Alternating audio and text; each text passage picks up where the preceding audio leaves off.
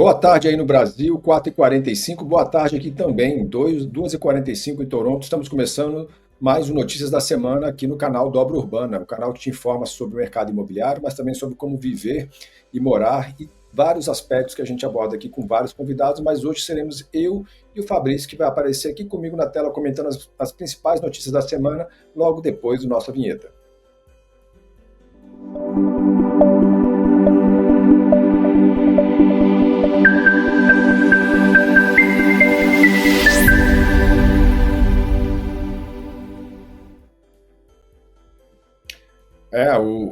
O Balta, que é meu gatinho aqui, ele não gostou muito da vinheta, ele despertou o sono dele, tá aqui no meu pé, Fabrício. Bom, eu tô vendo você aqui na tela meio preto, agora apareceu para mim. E aí, Fabrício, como é que tá a temperatura aí em São Paulo? Olha, Claudino, hoje tá calor, viu? Hoje tá complicado. Tá aparecendo minha tela aqui ou é impressão minha? Você tá um pouco congelado, mas já tá começando a se mexer. Eu tive em São Ah, tá Paulo aí melhor. semana passada e eu vi que realmente estava variação grande, né? De manhã passava frio, à tarde passava calor. Bem São Sim, Paulo sim. mesmo. E quais são. Vamos falar um pouco das notícias aqui. Vamos começar contigo. Qual a primeira notícia que você tem para comentar aí com a gente? Eu trouxe uma notícia aqui, Claudino, deixa eu puxar aqui pra tela, que é uma notícia que vira e mexe, o pessoal aqui já vem me perguntar, porque sabe que é uma coisa que eu faço já há um tempo, né? Que é sobre holdings imobiliárias reduzem impostos e facilitam a herança, né? Para quem não me conhece, eu tenho alguns imóveis administrando da família e tenho holdings patrimoniais, aí são três que eu administro, há quase 15 anos aí. E essa notícia saiu, principalmente é um tema que vem à tona quando tem alguma reforma tributária ou tem alguma coisa que muda ali as regras do jogo. E aqui trouxe essa notícia que faz um estudo, né? Estipulou ali três imóveis de R$ 5.000 cada, se vale a pena se receber aquilo na pessoa física ou se vale a pena abrir a holding. E aí eu acredito que isso vale a pena a partir de determinado momento, né? De acordo com esse estudo que saiu agora, a partir de R$ 15.000 por mês, faz sentido ali, três imóveis por 5 mil, quanto você tem uma receita anual de 180 mil, quanto que você ia ter de custo com isso? Por exemplo, isso aqui você não entra ainda como contribuinte do CBS e do IBS, né? Ou tem estudo aqui que fala que a partir de 10 mil mensais, que antes disso nem se preocupa com holding. Acredito que é um estudo feito a caso, mas se você vive de renda, você tem um valor ali recebido por mês, começar a pensar em estruturar isso dentro de uma PJ, até porque depois de uma PJ você vai ter custo de contabilidade, você vai ter outros custos ali envolvidos para manter essa PJ, própria abertura de empresa, junta comercial e etc. Mas agora tem outro benefício também que é importante lembrar dentro dessa notícia, que é a própria sucessão. É muito mais simples a gente falar sobre sucessão de cotas do que falar sobre sucessão de imóveis em si, né? Sucessão de imóveis, a gente está falando de pagar ITCMD, chega de 8%, e quando você fala de revisão de contrato social, é muito mais simples. Então, para quem vive ali da renda, é um assunto importante e acho legal falar. Claudino também tem holding, né, Claudino? Eu tenho uma holding, não com esse mesmo propósito, mas mais para gerenciar ações, né? Ou seja, você tem papéis, né, e direitos, mas vou usá-lo em Sim, breve para também ativos imobiliários. Mas eu fiquei com duas dúvidas, eu realmente não sou muito bom nisso e está sendo bom entender. Quando você ótimo. fala 10 mil, são valores individuais dos imóveis ou a soma das rendas dos imóveis que você tiver alugado? A soma. E pode ser, enfim, três imóveis de 3,5, é um valor que a partir disso começa a fazer sentido, né? Que pode resultar numa economia relevante, porque contando outros custos, não vale tanto a pena a economia que você tem no imposto versus o custo que você vai ter para manter a empresa, né? Então, aqui é um número meio mágico ali, entre 10 e 15 mil reais, e acredito que seja algo que começa a fazer sentido, né? E é claro que esses imóveis tragam outros imóveis e vai reinvestindo, é assim que holdings vão crescendo, né? E é uma questão até de pensar que são bolsos diferentes, tá? A partir do momento que você tem uma holding que investe em imóvel, uma coisa é você ter o dinheiro no bolso, outra coisa é a holding ter o dinheiro no bolso, porque muitas vezes você precisa fazer um aporte, e esse aporte precisa fazer uma alteração de contrato social, que vai ter mais custo, então pensar que também vai ter essa questão de bolsos diferentes. Legal, entendi. E outra dúvida que eu fiquei, ITCMD ou também ITCD, né? O que que é ITCD? Porque as pessoas comentam mais o ITCD, mas a expressão completa, a sigla completa é ITCMD. Eu Sim. sei o que que é, né? Seria importante você explicar e como é que isso como vai funcionar, como é que funciona hoje, como é que vai passar a funcionar na prática, né? Antes eu ia transferir aí um imóvel para um herdeiro ou mesmo no caso de óbito, quanto que se paga de taxa e o que que agora pode Sim. fazer. Então, o ITCMD é o Imposto sobre Transmissão, Causa Mortes ou Doação. Então, na prática, quando alguém falece para você, passar os imóveis para o seu nome, para um espólio, você paga ITCMD, que é 8%. Ou, ainda em vida, uma doação, você também tem que pagar 8% de ITCMD. Quando você fala dentro de uma empresa, você está falando de transferência de cotas, né? E você não paga ITCMD sobre essa transferência de cotas. O próprio contrato social já prevê o que acontece se alguém vir a falecer, que se distribui entre outros os sócios, como é feita essa distribuição. Então, o próprio contrato rege isso, você precisa só atualizar o contrato social sobre a participação de cada sócio da holding, né? É muito mais simples do que você pagar 8%, principalmente quem tem um patrimônio grande, né? Imagina se tem, sei lá, 10 mil de patrimônio, 10 milhões de patrimônio e você paga 8%, está falando de gastar 800 mil reais para poder passar os imóveis para o seu nome, né? Isso é bem complicado, é por isso que para um patrimônio maior a hold se faz ainda mais necessária. Não, muito legal. Eu realmente vou até pedir a sua consultoria depois, até nos estendemos nessa notícia, mas para mim, a gente conseguiu Sim, explorar sim. vários aspectos que impactam a vida de várias pessoas. Eu Eu trouxe uma vou, para você aqui, Claudino. com certeza, já estou contando com isso. Vou, Aqui, ó. vou trazer aqui já uma outra notícia. O Fabrício está dividindo na tela aí. Lançamentos imobiliários aceleram com a pressão da inflação da construção. Eu não vou me aprofundar, a notícia está aí do Infomoney e a gente já tem muita repercussão sobre o tema, mas eu só queria trazer aqui o que me trouxeram sobre isso. Né? Eu participei de um evento, o Connection, aí, promovido pelo Guilherme Diamante, com 150 pessoas das maiores construtoras, de alguma das maiores construtoras do Brasil. A gente se reuniu e, sim, tem alguns desafios, porém as construtoras continuam buscando formas de continuar lançando. Isso porque existe uma demanda reprimida, existe um bônus demográfico, existe um déficit habitacional, existe capacidade financeira e interesse, intenção de adquirir novos imóveis, principalmente na planta, e é por isso que eles não querem perder isso. E para isso eles estão procurando alternativas de funding, né, de como investir nisso, né, de buscar um dinheiro mais barato para investir, mas aí sim, entrando em relação à pressão da inflação, vou dividir aqui em duas linhas, né? Insumos, materiais de construção e também sobre a questão da mão de obra. Os insumos eles são subsidiados, compensados com o INCC, né? À medida que vai ficando mais caro construir, o INCC vai corrigindo melhor, eles recebem mais dinheiro de quem comprou na planta. Né? Isso pode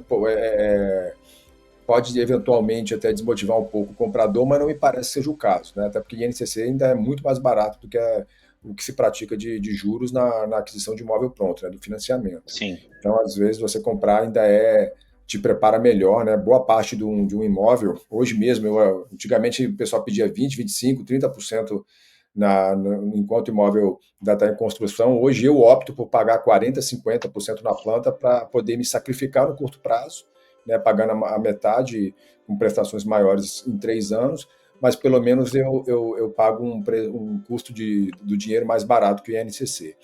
Já a sim. mão de obra é mais difícil de compensar e ela está mais crítica, porque ela está cada vez mais rara. Me parece, como eu estava falando com você antes, um problema geracional. Né? Antigamente você tinha um ofício herdado, né? O filho que herdava, o pai é eletricista, o outro é mestre de obra, o outro é bom para fazer alguma atividade específica numa obra, na parte de manipulação de cimento ou tijolos, fundação, outras especialidades da construção civil. E as novas gerações elas já vão plugadas na internet e já vão se vislumbrando em outras profissões que sejam mais intelectuais e menos de esforço físico, ainda que exija muita técnica e conhecimento para trabalhar com obra. Eu ouvi eles falando, Fabrício, até em apenados e estrangeiros, ou seja, pegar pessoas que estão voltando à sociedade depois de cumprir alguma pena.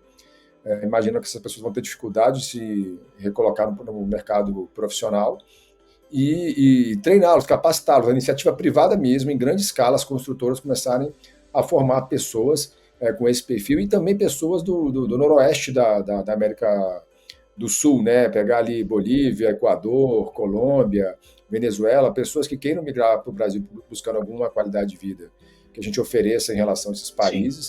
Sim. E para trabalhar na construção civil, eles formarem pessoas também, né, nessa situação como alternativa. Não estou dizendo que está sendo o foco deles, não, mas só deles cogitarem esses perfis mostra realmente quão aprofundado eles estão em relação a qualificar profissionais para que eles mesmos possam diminuir o custo, ter mais oferta de mão de obra, que tem sido gargalos, não só financeiro, como às vezes não tem opção mesmo, né? Nem pagando o cara ele consegue ter esse profissional.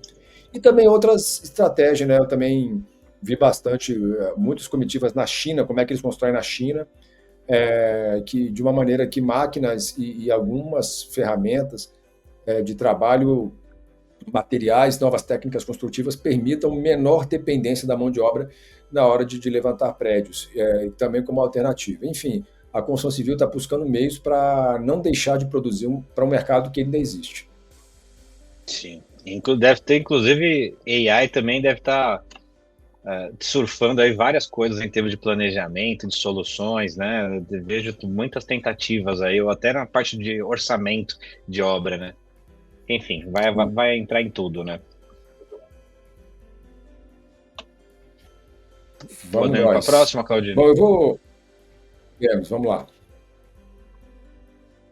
O Congresso aprova atualização de imóveis no imposto de renda. Permite regularizar bens não declarados e atualizar valores de imposto de renda. Mais um assunto que eu tenho muito pouco domínio, estou curioso em ouvir seus comentários, Fá. Saiu essa semana a aprovação, tá? Isso aqui é até uma notícia aí do dia 19, aí tem 9 dias atrás. Essa semana, de fato, virou uma lei, tá? Essa aqui é a notícia que passou no Congresso e aí alguns dias depois foi sancionada e isso já está valendo, tá? Pelo menos em termos de projeto de lei. Esse aqui é um assunto muito curioso, porque agora, imagina que você comprou um imóvel ali na década de 90 e você comprou lá na década de 90, você pagou 100 mil reais lá, né, no começo do Plano Real, e beleza, o imóvel tá lá, e você deixou ele locando há 20 anos, quase 30 anos locando, e o imóvel continua valendo 100 mil reais no seu imposto de renda. A questão é que esse imóvel, no tempo, ele foi ganhando valorização naturalmente, e hoje ele vale, exemplo, 1 milhão. Se você vende esse imóvel hoje por 1 milhão, você vai pagar lucro imobiliário, ou seja, 15% sobre a diferença que dá 900 mil reais. Então, você está pagando ali 145 mil reais, exemplo, de lucro imobiliário, né? Aqui o que está acontecendo é que a Prefeitura, a Receita Federal, entendeu que estamos deixando um dinheiro na mesa, porque se a gente permitisse que as pessoas pudessem atualizar seus imóveis, pagando uma taxa menor, ia ser um jeito de arrecadar mais e também ia reduzir essas distorções. E isso, claro, não é obrigatório para ninguém. Quem quer fazer essa atualização pode fazer pagando uma taxa de 4%, uma alíquota de 4%. Então, estamos falando desse mesmo imóvel, para subir de 100 mil para 1 milhão, estamos falando de 4% de 900 mil, estamos falando de 36 mil. Menos de 100 mil do que se você fosse pagar no lucro imobiliário. 2 pontos só comentando assim sobre essa notícia, que é para prestar atenção. Primeiro que existe uma questão de vínculo, né, para evitar a especulação das pessoas que trocam já, atualiza e já vende. Então, pelo que eu estou lendo aqui da lei, você precisa ficar 5 anos com esse imóvel depois de fazer uso dessa atualização. Então, você não pode atualizar e vender depois, tá? Tem até uma multa, tem alguma coisa assim que não está muito bem explicado, mas está escrito que você precisa continuar 5 anos, pelo menos, com esse imóvel. E aí, um segundo ponto é que não está muito bem descrito como que isso vai ser operacionalizado, né? Como que de fato, se vai emitir uma guia, se emite uma DARF, se emite como que você consegue, como você paga isso? Tem muita coisa ainda para ser definida e na lei está escrito que ainda vai ser definido pela Receita Federal, apesar do prazo de 90 dias estar valendo. Pode ser uma opção para algumas pessoas que têm aquele imóvel, que pretende vender num horizonte médio, mas não necessariamente para todos os imóveis, tá? Às vezes você está gastando um dinheiro à toa se é um imóvel que você não pretende vender, por exemplo. Mas vai de cada imóvel para cada patrimônio. Mas acho que é interessante porque isso está rodando há quase 10 anos, tá? Esse projeto de lei. Debate lá, debate cá, vai e volta. Eu estou acompanhando no Senado, mas acho que tem boas intenções aqui desse projeto aqui que foi aprovado. Sim, aquilo que não está muito no foco de ideologias políticas, eleições, tem um corpo técnico, né, que olha para isso, né? O governo não é só feito de política, tem um corpo Sim, técnico e me parece uma coisa muito válida. O velho e bom, cara, vamos fazer uma coisa que seja não só correta, mas viável. Vamos sim, trazer esse pessoal aqui para pagar imposto certinho a partir dos próximos anos, mas para que a gente não crie um bloqueio inviável, né, para eles adequarem o preço dos imóveis, vamos criar regras aqui para que ele adeque e, como você disse, né, ficar aí resguardar alguns anos, o cara não readequar só para poder passar para frente. Eu acho sim. que é um convite. Espero que seja bem divulgado, que as pessoas compreendam e a gente, a partir de alguns anos, já tenha mais pessoas, sim, pagando impostos para subsidiar o Estado, mas de uma maneira mais razoável, para que também não estrangule e desmotive quem está investindo nesse Sim, tipo de ativo, independente se para uso próprio ou para gerar renda. Bom, é, vamos exatamente. colocar, vamos colocar uma última notícia aqui, dá uma lida aqui para mim. Opa, foi e voltou. Isso aí eu quero ouvir você, Claudino. Você que, bom, tem bastante conversa ali na Loft. Eu fiquei sabendo que teve um papo ali com o Kassab sobre o centro de São Paulo, um almoço lá, acho que foi um almoço de PIB alto lá, cara. Mas comenta pra gente como é que foi, qual que foi o papo, para que serviu esse almoço. Conta pra gente aí, Claudino. Na verdade, teve apesar deles estarem anunciando aqui, houve um almoço e jantar. Né? Tivemos Ah, tá. encontros diferentes para esse fim e no encontro com pessoas, a Loft acabou trazendo players de mercado, né? Ou seja, a gente normalmente tem a grande indústria, né?